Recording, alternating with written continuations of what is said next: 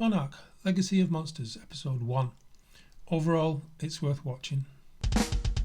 Now, before we get to that, let's just take apart this opening scene and count the number of miracles.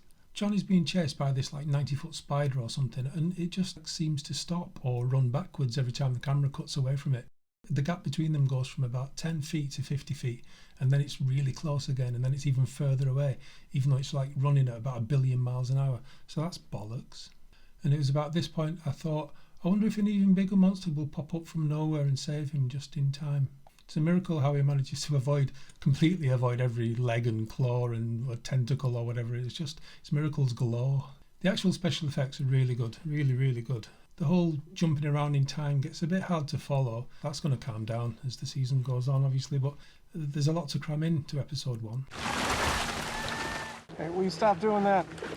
The humans, always and by far the worst aspect of every Western Godzilla film and most other monster films, to be honest. And the level of stupidity and unbelievable nonsense is just mind-blowing, but the effects are good. I'd be quite happy for the cameras to follow just the monsters for the whole film. The only time we see a human is when it's in the way of whatever the monster's doing, fighting, fucking or farting, I don't know. Whoever made this has seen Shin Godzilla. They've seen what Toho can do. So hopefully we'll have no more films like most of the recent films. The story's still cliched and sometimes a bit pants, but it's acted well. It's acted really well, and it's made well. It's engaging. Obviously, as well as Godzilla, this series stars Kurt Russell and his son, and that's nicely done.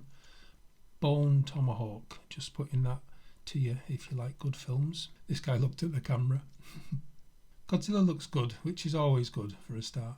I like the way it references the other film in this storyline and the way it intertwines. Overall, good job. Now to watch episode 2.